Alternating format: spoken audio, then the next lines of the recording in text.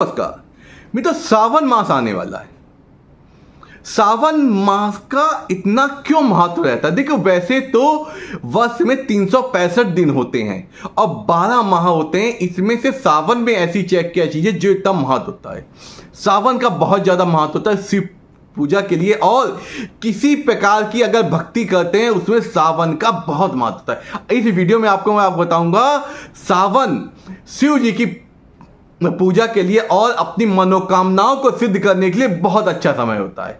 सर्वप्रथम यह है कि जब समुद्र मंथन हुआ था तो उस समय जो कोलाहल निकला था उसे शिव जी ने श्रावण मास में ही पिया था। श्रावण मास में जब उन्होंने पिया था तो जिसके कारण उन्होंने अपने कंठ के नीचे उससे उतरने नहीं दिया था और कंठ में उन्हें इतनी बेचैनी होने लगी थी, जिससे राहत पाने के लिए देवताओं ने और ऋषिगण ने उनके ऊपर जलाभिषेक और दुग्धाभिषेक किया था, जिसके कारण उन्हें उस जलन से शांति मिली थी। इसीलिए श्रावण मास में जलाभिषेक और दुग्धाभिषेक का बहुत ज़्यादा महत्व होता है। और दूसरा कारण यह भी होता है कि जब श्रावण मास में जो पूर्णिमा तिथि होती है उसमें चंद्रमा श्रवण नक्षत्र में होता है।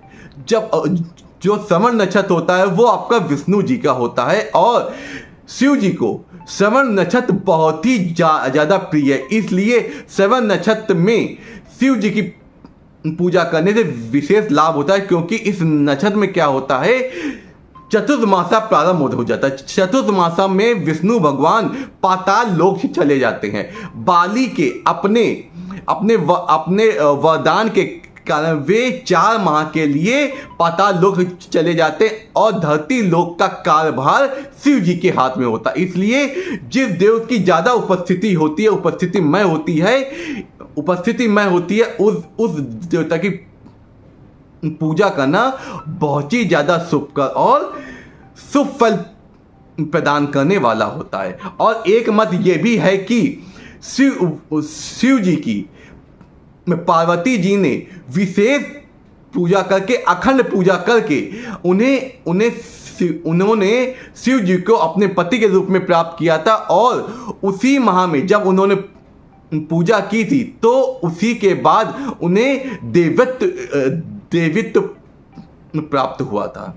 और एक मत ये भी है कि श्रावण मास में ही शिव जी अपनी ससुराल हिमालय आते, क्योंकि हिमालय क्या है,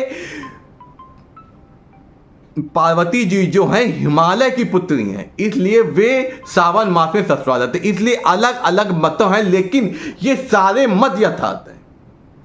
शिव जी की पूजा करने और विशेष फल प्राप्त करने के लिए श्रावण मास बहुत ही ज़्यादा उपयुक्त है।